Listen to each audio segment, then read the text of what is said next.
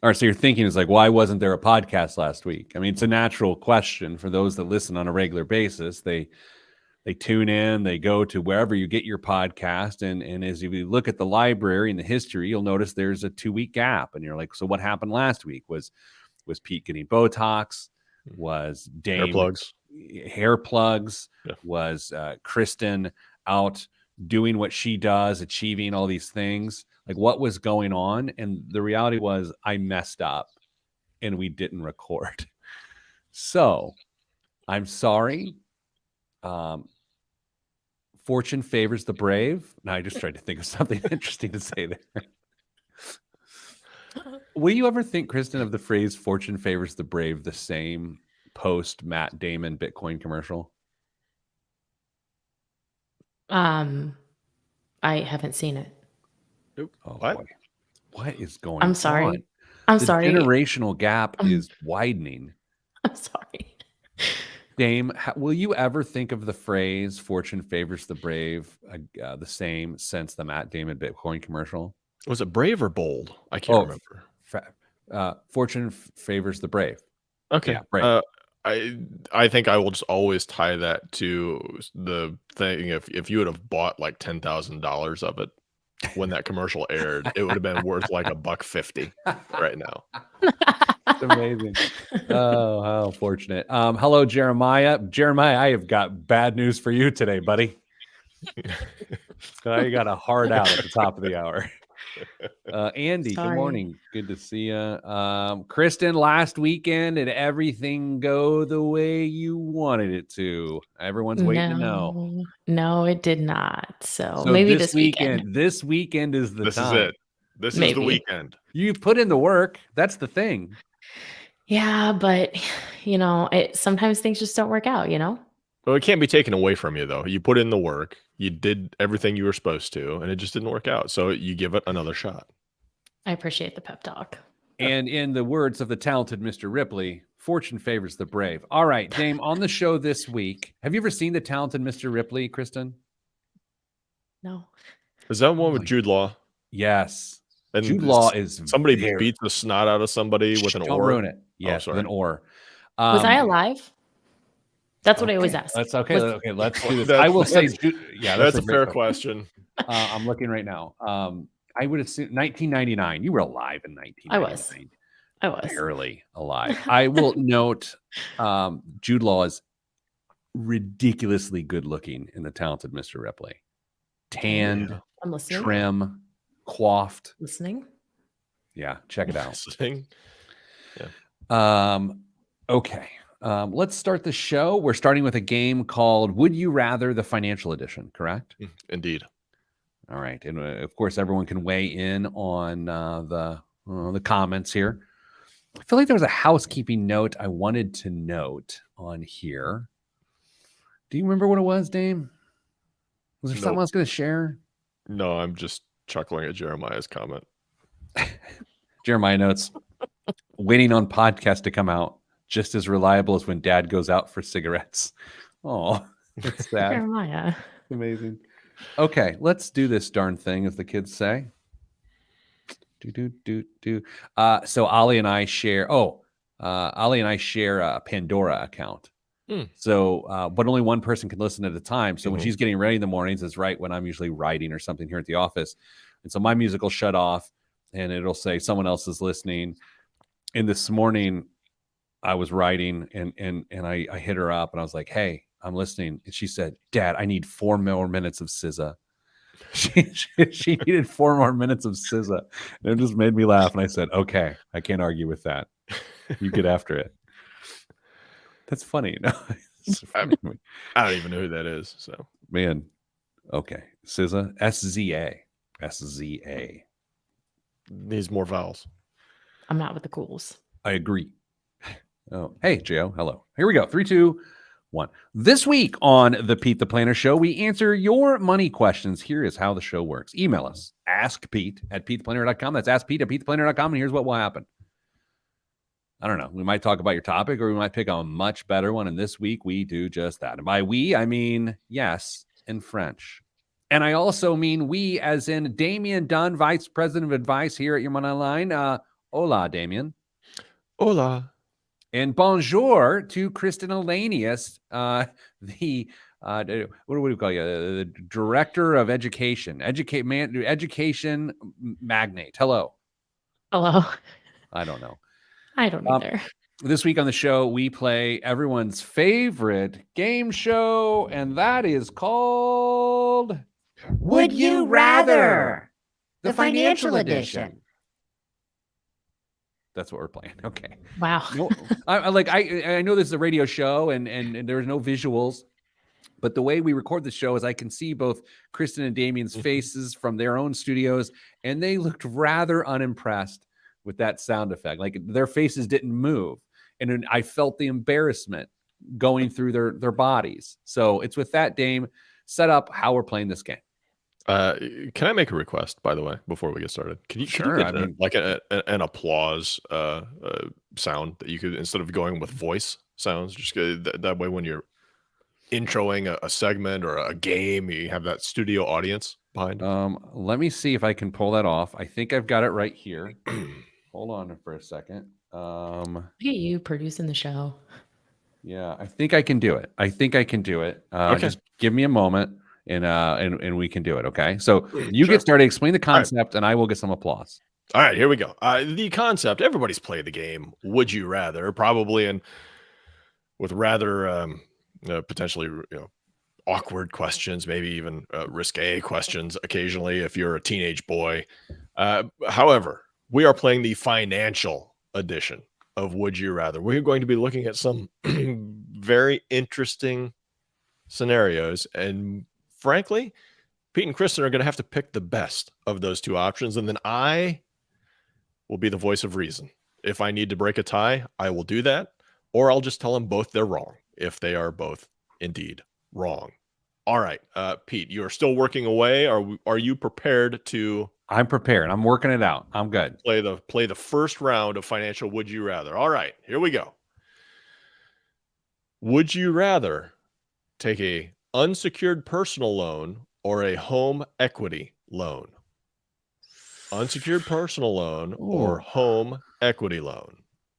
I mean, age before beauty. So that means I go first, right? Wait, how do we do this? Kristen, you go first. No, yeah. Yeah, that was good. So tough.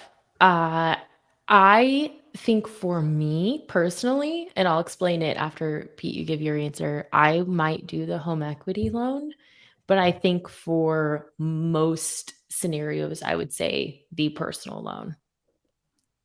Okay. Pete, the ball is in your court. Can I ask a follow-up question? Like how much No. money? Oh, it doesn't work. That's not how the game show works. Don't ruin the game. You can, but I have every right to say no. Personal loan. Personal loan. I mean, the interest rates are going to be higher, but I feel like the risk of catastrophe is lower. So I'm going to go with personal loan. Kristen, would you care to give some explanation behind your answer? Sure. So for someone like me, I know that my personality is that I need some additional push. So if I found myself in a position where I needed to eliminate that liability, I think that if it was a personal loan, I would feel less pressure to get myself out of that position. Is it a risky move? Absolutely it is. But in like my personality specifically, I think it would be a calculated risk. But by and large, I would agree that the personal loan would be what I would pick. How much do we know how much higher interest rates are on personal loans than a home equity loan? I mean, is it a couple point gap or is it more than that? I'm not sure. I I think haven't. it's more than that. I think it's more than a couple, though. I would think it's probably like 4 to 5, but I'm just making speculation at that point. Okay. By the correct answer, by the way, is personal loan. Sorry, Kristen. Yeah, well. All right. Next question: balance transfer or a loan from a family member to get credit card debts under control? Oh, that's a good one. That's hard. Wait, can I go first this time? Balance transfer or a loan from? Oh, I got to go with balance transfer. I think balance transfer. Both of the where I maybe I have to give my explanation later probably because we had to get the answers out. I'm going balance transfer. Dame or Kristen, what do you got? I don't like family member loans almost ever. So I would probably pick the balance transfer. Yeah, for me, both of them are a dangerous exhale.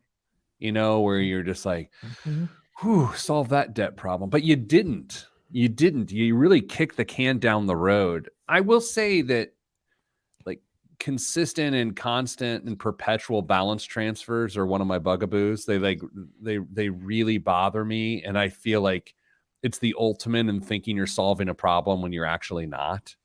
And so, I don't think people think they're solving a problem when they borrow money from family or friends, but they compromise themselves in a different way. Yeah, I think the balance transfer can be the starting point for solving an issue or getting a little momentum going if you are committed to a plan to get rid of that debt. But otherwise, if you're just using it to relieve some stress, you are apparently running a vacuum in the background, is what it sounded like. I'm trying to get the laughter soundtrack up, and that did not work. Yeah.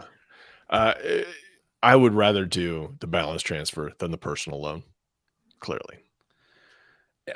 Is there, okay, so maybe can we deviate just for a moment here? Is there any scenario that a loan from a family member makes sense? I mean, I feel like we've dabbled in this before, but can we give an example?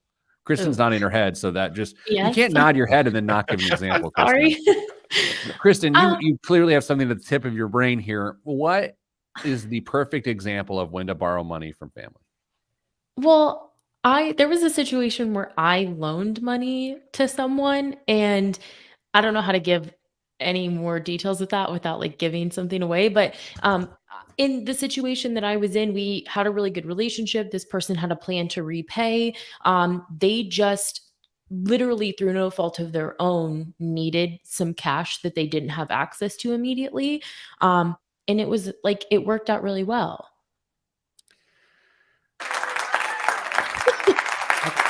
There we go. Excellent. There we go. I did it. Oh, someday I'll do great things. All right. Okay, Dame, we do not have time for one more of these. We're going to do after the break. We will pick up where we left off on Would You Rather. These are tricky so far. Are they all debt ridden or are they not? No, they I think they get trickier actually. Seriously? Yeah. Yes. All right, they get trickier. Dave, a quick note. I know our contest for the year of stock picks has you saying Twitter would be the biggest loser of the year, right? Yeah. I mean, are you? We do not. Of course, we're upset for all the layoffs going on at Twitter for those families. Do you officially win that category? Like, how do we even get our head around that? That's a fair question. All right, so we need to consider that in the next month and a half because we're going to have a winner of who's the biggest loser. Yeah.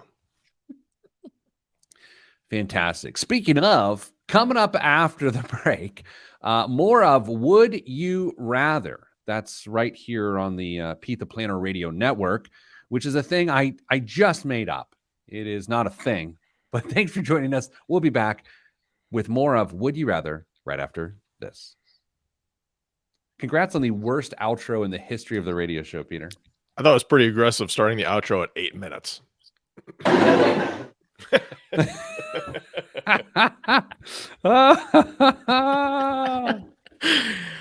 Oh, this is going to be good. And so we can do all sorts of things.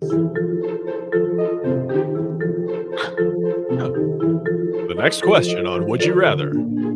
Excellent. And I can read it. Okay, I'm I got it. Bachelor number 2.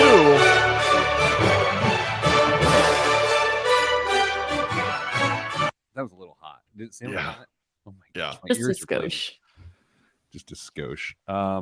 Good game, hard game, and now I'm nervous that the next ones are going to be worse. I think you're going to like it. I like this game. Are any equity centric? Or do we get into equities? Some savings / investing ones. I was having a conversation this week with a friend from college about college, because now we have kids that are starting to look at college. And we were talking about a particular college that prices their education around $57,000 a year, but relatively easily you can get that under 20. And I was like, why don't they just list that? Why not go big in the marketplace and say, we're not going to mess around with your money. This is what it costs to go here. Are they in fear of losing prestige, or do they get some people to pay top dollar and they're afraid of losing that? Like, what's the deal? That kind of reminds me, I don't know, it was probably a decade ago, but do you remember when J.C. Penney had like a new CEO and they did like, we're not doing coupons anymore. These are just the prices. And that did not last very long. So there must be some kind of marketing genius behind that I don't understand. That's interesting. You don't There's remember that? No. How are we to a point where I don't remember something? Was I not born yet? Were you alive, Pete? By the way, you're the only person in their 20s that in the history of the world has ever made a J.C. Penney reference. I'm sorry. I was gonna say, I don't think there's a J.C. Penney within 20 miles of Carmel, so I thought they're out of business, aren't they? Where do you think Midwestern families get their Christmas pictures taken? That's a great question. Downtown by the carousel. That's a valid point. Against a brick wall in a public park in Carmel. Yeah. In Carmel. Okay. One of the 5 dozen roundabouts on 116th Street. I'm going to bring the show back better than I took it out. And we're going to pick right up with the game show. And coworker Ashley notes there is a J.C. Penney in Castleton. All right. There we go. Thank you, I was Ashley. off. Whatever. Okay. All right, here we go. And 3, 2, 1. Back on the Pete the Planner show. Joining us, if you are joining us, I should say, for the first time in this week's show, we're playing a little game that the locals like to call Would You Rather. The financial edition. Our host is Damian Dunn. Damian, let's take it away. Thanks, Peter. Our next question for our 2 contestants, Kristen and Peter. Would you rather buy a used car or lease a new one if the payment is equal? Ooh, okay, so this has got me wanting to ask follow-up questions. No. I'll allow it. Oh, okay. Do we know how long the purchase contract is, or is that the part of the question? Like, you're not gonna 3-year lease, 5-year repayment on the used. Oh, you made it even harder. I'm going buy the used car, 5-year, same payment. Kristen? I'm going with the lease. I mean, we talked about it, I don't know, last week or the week before. I just am a little risk adverse. And I think that that's a calculated, less risky move for a lot of people right now. Kristen, I Damien, believe there would still be some risk involved knowing that you're going to have to do something in 3 years with the end of a lease. Yeah, but you might have to, that used car might not make it 3 years. Well, buy a good used car. I'm not going to name names, but buy a good used car. What is a good used car? Dave, you were the car guy on our show here. What is a good used car? A Toyota. But go buy a used Toyota and it will run for ever, essentially. Yeah, this isn't. I mean, this was like what last week's topic, but since that show didn't get recorded because I'm a noob, no one heard it. Yeah. But yeah, last week our takeaway was like now could actually be a reasonable time to lease a car. Mm-hmm. But I don't know why on this question I went straight to buy, because it's the payment was the same. I think that's why I changed. I specifically made sure the payment was equal just to make you think a little bit harder on that one. Because typically the payment's not going to be the same. Nope. Because, let's say that in your example, it's you're leasing a new $40,000 car. You would be buying, and the math's not going to work here, but like a $22,000 car to make the payment the same. Mm-hmm. Yeah, it's a brain teaser. Look at you. Look at you. I know. Okay, next on Would You Rather. Here we go. Hold on. I got to get the music on. right now, would you use emergency savings or a 0% offer for a home repair like a water heater? I want everyone to sit on this one for a little bit. Ah, Kristen, you go first. I think that I would probably prefer to hold the cash considering where we're at. Um, I'm not normally in favor of a 0% offer, but I think again, given where we're at, I might lean toward 0%. judges? I would Whoa. say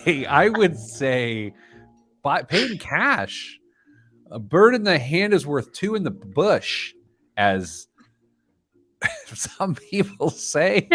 I was gonna say the kids, but the kids definitely don't say that, right? I thought you were going to say Matt No. Damon in his next Bitcoin commercial. Oh my gosh. Fortune favors the brave, Kristen. The answer to this question is use the emergency fund. Use the emergency fund. That's what it's for. We're in a recession. But I have an emergency fund. What's more of an emergency than having an appliance break? Yeah, but maybe this comes back to the behavior, and I like to almost like force myself to make good decisions. So if I have like this 0% like monthly payment type deal, I might be more inclined to do that versus immediately replenish my emergency savings account. And maybe I'm a little biased. You know, I will say one of the things that has driven me the craziest in my career, and it was I can't tell you too much of the details of the story, but I was sitting with this couple talking about their finances, going through their finances, asking about debt, and the guy was very like, "Oh, we're fine. We don't need to do it." And it got to this place where he's like, "Oh, but we do have $80,000 in 0% interest loans." And I was like, "Dude, you have $80,000 in debt. Just because it's a 0%, you're getting tricked here." And he's like, "Yeah, but it's a 0%." He's like, "I'm like, no. You owe the world $80,000." He's like, "I don't see it that way." And I'm like, "Well, I don't tell how to," and then do his job. I know. I would love to say, well, how do you see it? But that just spirals into more craziness. I mean, I guess, Kristen, to your point, you get a little bit of flexibility there. You can make payments, and then when things improve, you can move money over.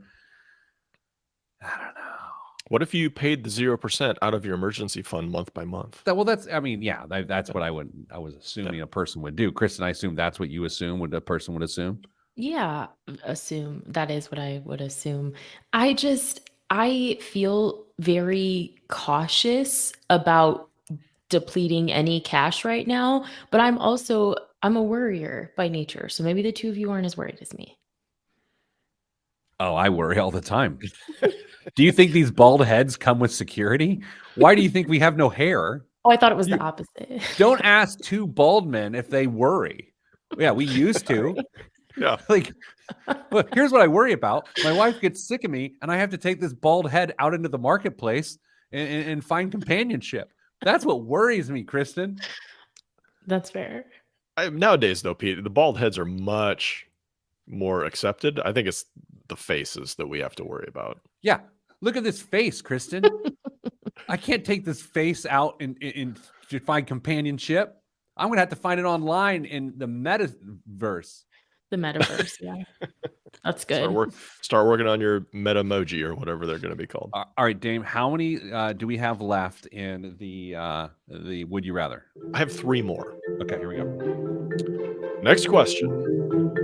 For adequately contributing to your 401k, would you rather put additional savings in a Roth IRA or an HSA? Oh.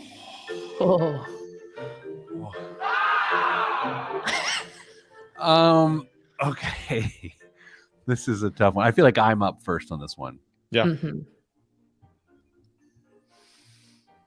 Roth, and I'm basing this on my age and circumstances. I've got kids that I could use it for college. We are relatively healthy, other than my aesthetic. So I'm going Roth. Kristen? I'm sorry. I think this one's really tough, but in the world that we live in where medical care seems to increase exponentially, I'm leaning toward HSA, but it's so hard because the Roth IRA used to be my like favorite product ever or like favorite vehicle ever, but I think if push comes to shove, I might choose the HSA right now anyway. Dame, you're not the tiebreaker. I mean, but you are the authority in all things, including vehicles. What say you? I really struggle with this one. I've probably answered it both ways twice before the show started, and I'm right now I'm leaning towards HSA. I really think that is probably the most advantageous location for specifically for my family right now in our circumstances. But I don't think you can go wrong with either of them. Honestly, I mean you're picking between two winners. Just make sure you're putting that money away. All right, coming up after the break, here's what we're gonna do. We have 2 more to go, Dame, on Would You Rather. Yes. 2 more financial Would You Rather. This is a well thought out game. Clearly, someone put time into this radio show this year, and I appreciate that because it certainly wasn't me. All right, coming back, Would You Rather, right here on the Pete the Planner show. Dame, this is well done. Is this Kristen's game? Who came up with this? Kristen's idea. We came up with I don't know, it's about 50-50 on the Would You Rathers. I came up with another one here. Yeah. Ooh. There's one that we couldn't come up with a good like A good other. flow, yeah. Yeah, but I really wanted to figure out a way to use it. Give me the front end and let's see if I can contribute to the show this week. All right. It's an arm. Oh, okay. Okay. Would you rather take an arm or a leg? Exactly. Yeah. Exactly.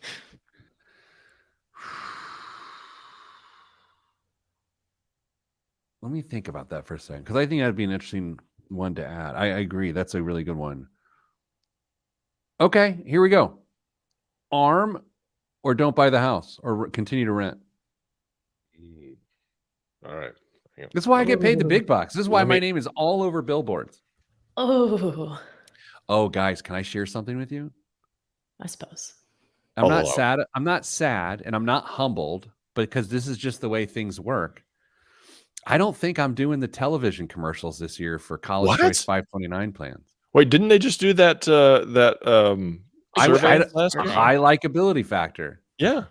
Who's more likable than me in the state of Indiana? Damien.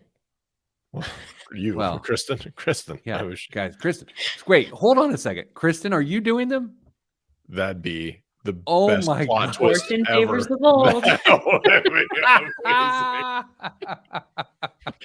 Fortune favors the bold. Oh boy. Yeah, they haven't reached out.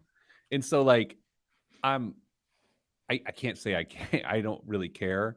I always enjoyed it. Like it's a challenging afternoon, right? To try to be good at something I don't do. And I actually never watch the commercials. I don't watch much TV and I don't care that they're out there, but it's almost like at some point someone made the decision of we're out of the Pete the Planner business. And that stings a little bit. Yeah. But I get it. I mean, at some point this radio show will be canceled. You know what I mean? Mm-hmm. Yeah. Yeah. Podcast will live on forever though. At one time at the station of where our show is, the flagship station of which our show appears or whatever airs, I had a good buddy who was in management there, and I remember just always talking to him like, hey, when the day comes, because I assumed he would still be there when we would lose the show, I need you to just text me you're fired, and that's it. That's it. I need a text. I want it to feel like really monumental, but now he's not there. So now it could get weird when this show ends, and it will end at some point. They're going to move on, or better yet, maybe I'll quit before they fire us. Do you think maybe they just stop playing it on Sundays? They wouldn't tell you. You keep sending it in, and it just wouldn't be on there. we Well, get that's what bumped for something. it's funny you mentioned that, Dame. That's what the Indianapolis Star did when they stopped running my column. Is I sent a column in. It was supposed to run on a Sunday. It didn't run. And I emailed my guy and he was like, "Oh yeah, we ended your column." And I Oh. was like, "Okay, thanks for that." And then whatever. Good times. This is a fun topic. Public failure is fun. Yeah. I think the goal will be to quit the show before we get fired, right? It's How tough much though, because longer? you're Yeah. running a race with an undetermined finish line at that point. You don't. I mean, I guess it's whenever you say it is. It's like a Dutch auction. Yeah. Do we go out with a bang? I mean, like with things that need to be censored and beeped out on No, that no, last no. segment? Oh, okay. I'll say this. Yeah. Hey, yay. I'm emceeing a charity event this weekend, this Sunday morning, which I look forward to. I like helping the charity. I've not done one since last year at this time, the same charity event. I feel like I'm a different person since then. I don't know if I'm going to be charming in front of 1,000 people this year. Last year, I could still hold it together. This year, I don't know. I don't think I can charm 1,000 people on a Sunday morning. You better start working on that at home. I'm in If a you can dark charm place. if you can charm Mrs. Planner, you're in good shape. That's why I said I don't think we're in good shape this year. Oh, man. Along those same lines, I had someone yesterday tell me that she noticed that I was really quick on my feet thinking, and I was like, "Well, you see, there's this thing called the Pete the Planner Show." I will say Dame showed out here in the last week here at work, and he was put in an incredibly uncomfortable position and was forced to think on his feet. And experts say the reason is because he's forced to do so every week on the radio show. Dame, what say you? I think I've been trained for that moment for the last 3 or 4 years of my life. It all came full circle when I love the it. internet shut down and left me on a Zoom call with half a dozen employees and a very, very large employer. Just Hey, Me Dame, and say them. something funny. yeah. That's great. Oh, that's good. That was me. There you go. Okay. All right, let's do the show because Jeremiah, I have a heart out at the top of the hour. In 3, 2, 1. Back on the Pete the Planner Show. We're playing a little game today called Would You Rather? The financial version. Damian Dunn is today's host. So, ladies and gentlemen, Damian Dunn. Our next question for our contestants. Would you rather take out an adjustable rate mortgage or not buy the house? Oh, man. This is tough. Hard. It's actually not tough. I think this is the easiest one, but I think it's it's easiest one for me personally, but I think in the marketplace, it's easy the other way. So I would not buy the house. Actually, now that I say that, I feel like I'm being a tough guy. Oh, this is terrible. Kristen, I think it's your turn to go first. I know that part of the game is not knowing any additional details, but it's how many years until my first interest rate adjustment, Damian? 3. Hey, we'll say 3. Yeah, that's a 3. Well, 5. 4. 7. I would have a really hard time being an advocate for buying the house, but I think the counter argument to that is, and these sound like famous last words, can it get worse? So I don't know. Yeah,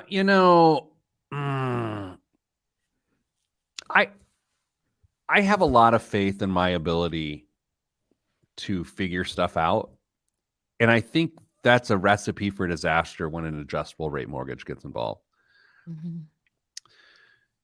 I don't know. I mean, we're also noting, are we noting the times we live in, Dame? Like, are we noting that interest rates are at 7.5%? I mean, because not to cause any massive mistakes for anyone here, but interest rates got nowhere to go but down. No, not yet. Although I did Not see yet. this morning, I did see that the 30-year had dropped under 7 in some areas. So yeah, that's a little, yeah, but that's not Yeah, but the Fed just raised interest rates like 2 days ago again. I can't explain it, Kristen. I'm just reading the news. Well, so isn't it, would you rather is like the Fed starts to lower interest rates the first time they go back down? Do you buy a house then? Do you get an ARM then? Or do you wait to buy a house because it's a downward trend? Like, isn't that a better would you rather on the first tick down? Potentially. I mean, I think there's an argument to be made that if you want the house, you want to use an ARM, you look at the contract and make sure that you can pay whatever that max rate jump is for that first time. So maybe you could use an ARM and get away with it, but I don't think we're going to see a reduction in interest rates in the next 18 to 24 months would be my guess. Whoa. I don't, this first time we've heard this prediction. Breaking news right here on the Pete the Planner Show. Dame says no rate reduction for 18 to 24 months. Is that like a, are you putting that out there or are you just floating it? Like, what are we doing? What is that real? I might have listened to a well-known economist a week or two ago that kind of went through what he anticipates and what actually different members of Fed boards have put out there for what they think interest rates are going to do over the next 12, 18, and 24 months. And I think it's going to bump up a little bit more, slower, half a point here, half a point there. And then they're going to hold steady for a while. And the thing we have to remember is that big macroeconomic changes like this don't take effect immediately. And it's going to be a while to see how this all washes out. So even if they get to a point where they think they've raised them enough, they're going to sit on it for a while. It's not going to be a we ran it up and now we're going to start backing it back off quickly thereafter. All right. What is next on Would You Rather, the financial edition? Would you rather pay down debt or sit on cash right now? Well, here's the problem there. It's like the debt is if it's like consumer debt, like on a store credit card or a major credit card, it's at an increasing rate. I mean, it's going to be at a pretty high rate. And then your cash isn't, I mean, although it's earning more than it used to. It's tough. It would depend on how much cash I had in excess of what I'm paying down. Kristen, you answer first. I think that you have to have some balance here because you need to be a little bit more aggressive and flex that debt pay down muscle. But as several of my answers have alluded, I'm very pro cash right now. I'm very risk adverse. So I don't know that I would encourage a very aggressive debt pay down or like depleting cash to pay off a debt if you have it available. I think it'd be really hard for me to give that recommendation right now. I think if you're paying the credit card payment with your income, I could see sitting on the savings. Mm-hmm. But if you're dipping into your savings to pay the credit card, yeah, I think the answer is different because I don't mind reducing consumption and spending to handle that issue. I think that makes sense. It's where you haven't changed your consumer behavior to allow for carrying the debt. See, I think that's like one of the sneaky things about debt is there's the idea of carrying the debt, and then there's reducing your consumption to carry the debt, and reducing your consumption to carry the debt is a very healthy activity, which will lead to getting out of debt. But they're not, it's not a circle Venn diagram here. There is not always overlap between those two groups. I think you only dip into the cash up to the amount that you can replenish in 12 months. I mean, look, I'll say, I actually wrote a column about it this week. I came across $500 in a very strange way that was sent to me here in the last couple of weeks. It was just sort of, it felt like magic money, like finding $10 on the street or getting a gift card. And it was like, oh. And previously, I'm a big burn hole in my pocket on found money, money like that. If I get a gift card from my mom for Christmas dinner, by dessert, I have ordered a sweater. Whereas my wife has a drawer at home full of gift cards over the years. So this $500 to me, I was like, okay, well, I saved it. And like, I'm at a place where I'm trying to get cash heavy, not out of the market, by the way, people, but in lieu of spending, I am saving because I just want to. I'm not worried about parting with emergency savings because of an emergency, but I just feel better that it's there, and I feel better that there's more. That's how I feel about the next couple of years. Are we ready for the last question?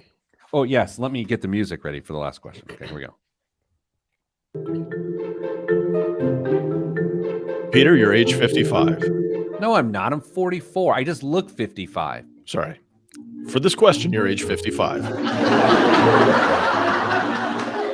Do you continue to DIY your your investment management, or do you hire a financial advisor? I mean, come on. I mean, it's obvious of what I would do. Maybe, but yeah, actually, you know what? This is a more interesting question than you might think. Because I am no longer an investment advisor, and I'm barely a reasonable financial mind at this point. I have a financial advisor, but you're saying if I was DIY at 55, I say maybe I shouldn't have put your name in front of it. The average person, age 55, retirement is just over a couple hills. That was nice. I like how you painted that picture.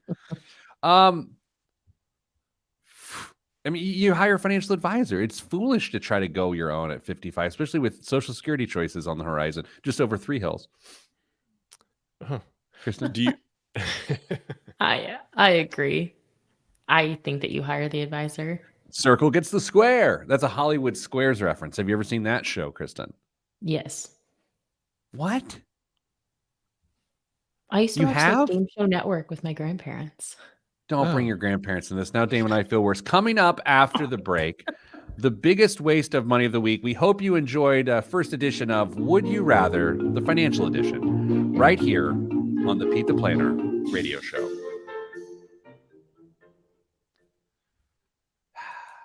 Okay, Pete, I know you have. Go ahead. Yes. Oh, I know. no. You bring up your grandparents in reference to Dame and I making a pop culture reference. Sorry. It's like, Pete, didn't you date Judy Garland? Like, no, I'm not that old. Okay, like I'm not. I enjoyed Wizard of Oz, but she is not a contemporary of mine. So the housing one, I can't let that one go. The arm, or do you not buy the house? And my question quickly is that we so often are like, don't time the market when we're talking about like 401k contributions, investing for retirement. And if someone is in a position where they can objectively afford to buy a house, is there a bad time to buy if they can objectively afford it? I don't think.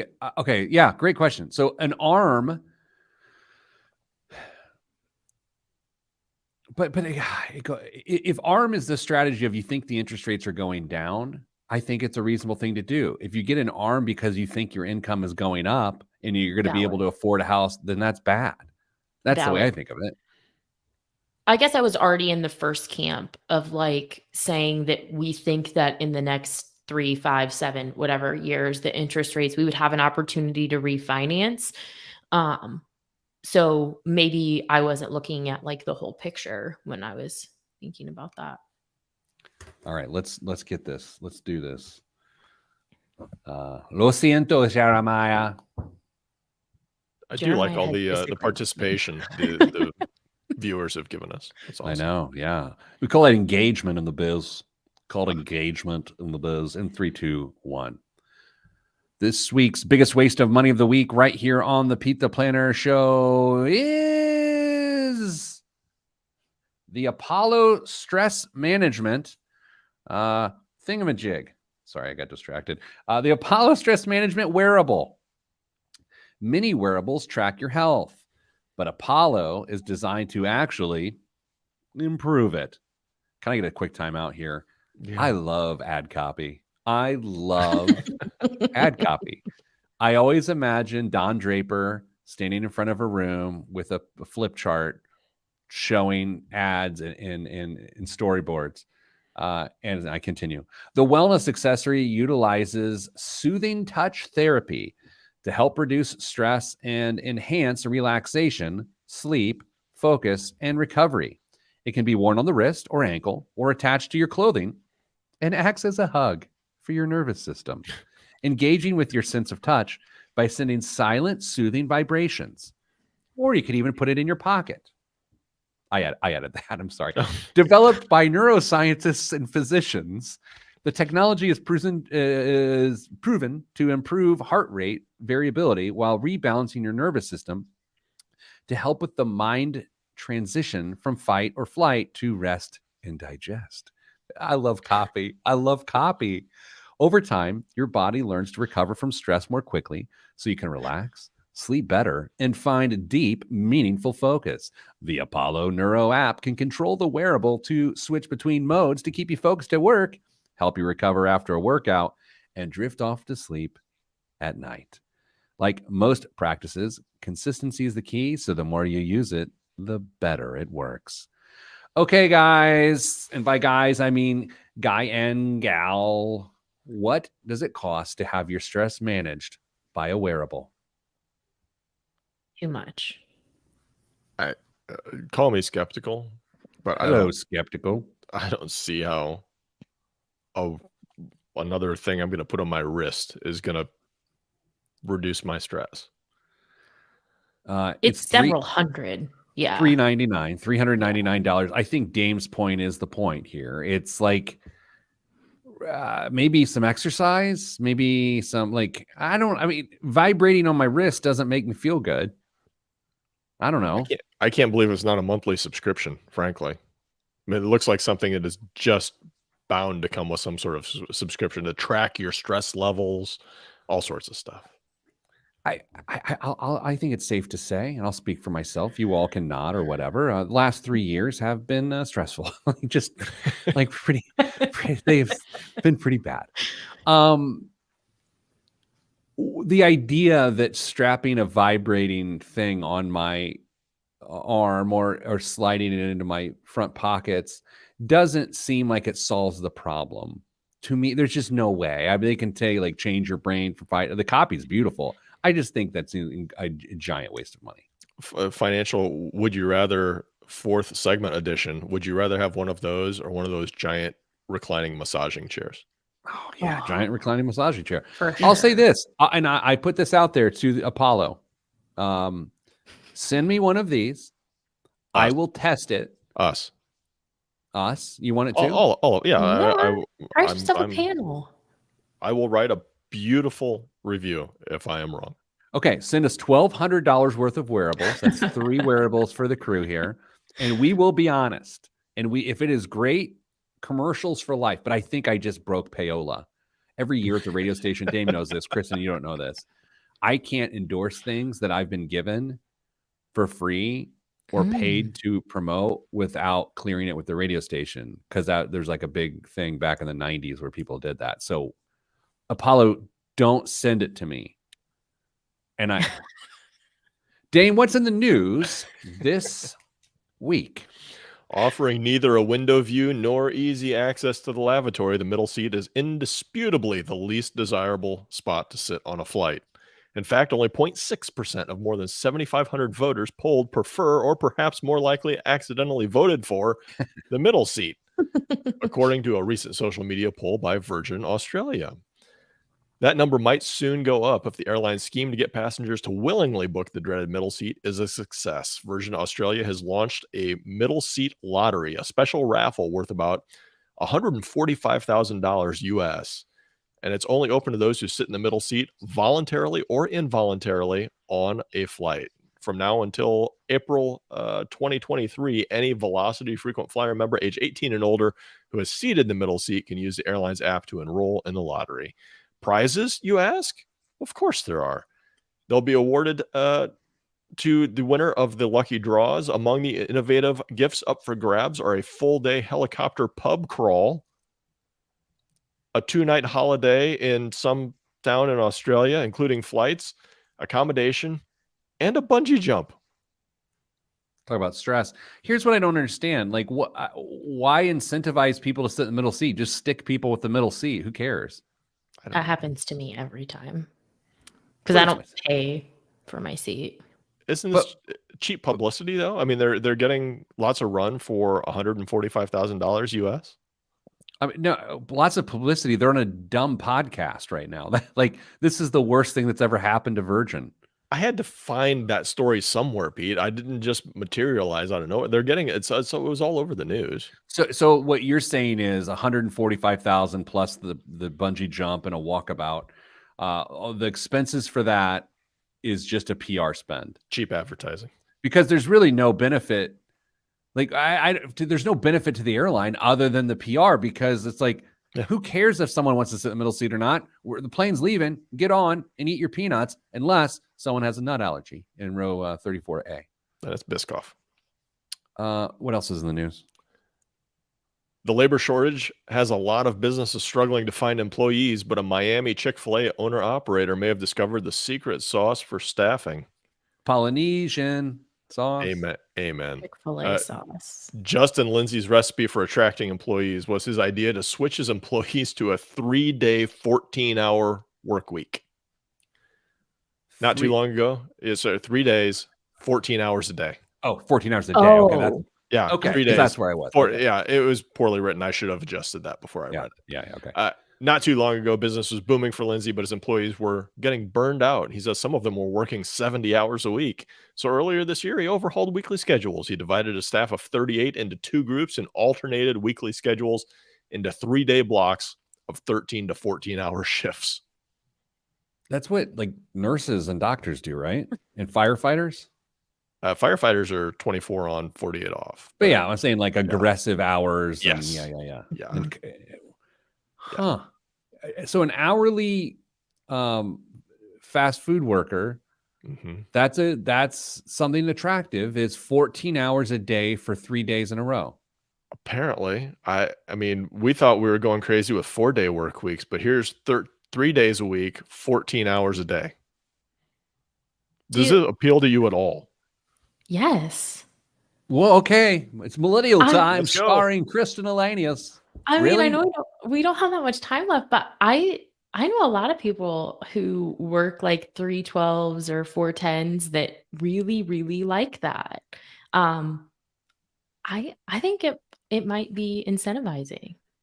I want shorter weekends because I like to work. I don't know. Like, I like my family's fine sometimes, but like I like being in my office doing things. Am I crazy? It's not the same amount of hours.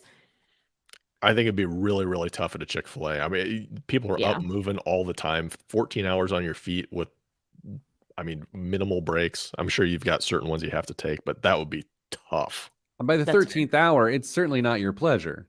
No. You know? It's all your pleasure. I mean, that's interesting. And here's the other thing about that. At that point, you're eating 3 meals at Chick-fil-A. Yeah. Which is incredibly delicious and arguably a bad health decision, which then it makes your life worse, right? They have fruit, right? You've got the next 4 days to work out. Okay, Kristen, so you're suggesting someone who's working a 14-hour day at Chick-fil-A chooses fruit to solve their problem. No. Okay. I take it back. That's all we have time for this week. Send you good vibes, because good vibes are all that's in the budget. I'm Pete the Planner. This is Pete the Planner Show. All right, that's it. I was going to make aren't you glad you're not working 5 days a week? Orange, because it was a fruit cup. I couldn't get it out because we ran out of time. Sorry.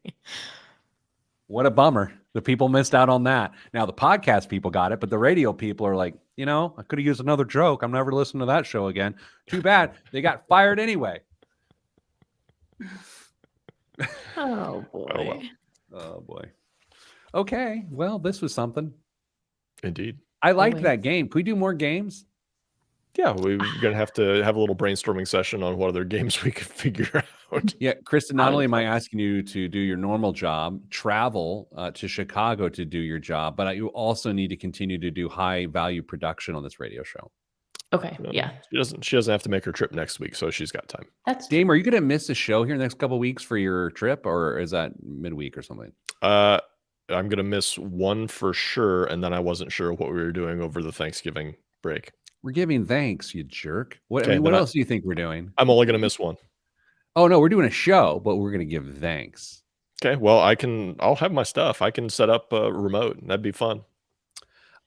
This year, I'm surprising my family. I might not make turkey. I might make lamb, and I was going to call it Shanksgiving, Nice. like lamb Shanksgiving. What do you think?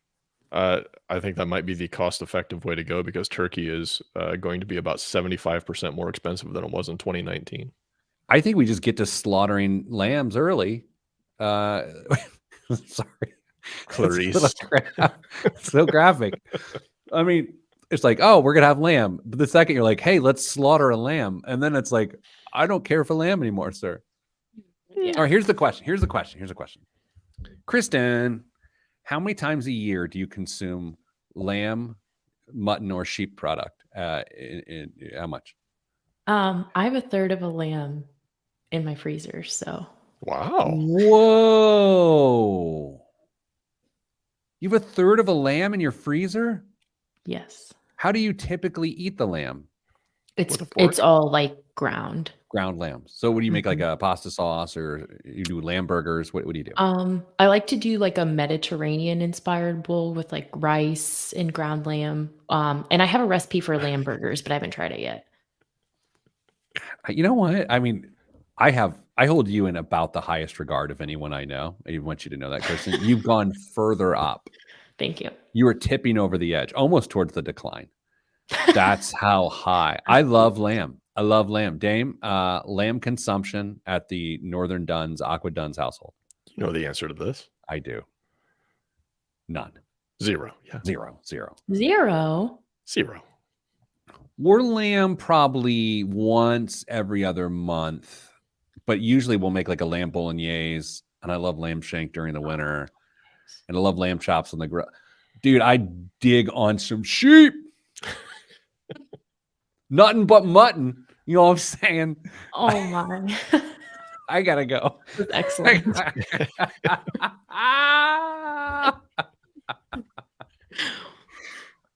How about veal? Dame, veal? I'm not opposed to it. I'm not opposed to sheep either, but it doesn't cross my plate very often. Kristen, Can't. do you reveal the veal? No? Can't do it. Veal. If I'm at a good Italian restaurant, I'll have veal, and every once in a while we'll get ground veal and make veal bolognese. Yeah, interesting. Duck, Dame. Are you on the canard? What do you think about the duck? It's okay. It's not something we make at home, but I think Mrs. Advice will have it every once in a while. Yeah. How do you feel about that poultry, lady? No. I grew up on a lake, so ducks were like almost like distant pets. I can't. I can't. Okay, I have to go. Thanks, everybody. I'm now hungry. I'm going to go to a butcher shop and have some of the more exotic proteins. Stay getting money.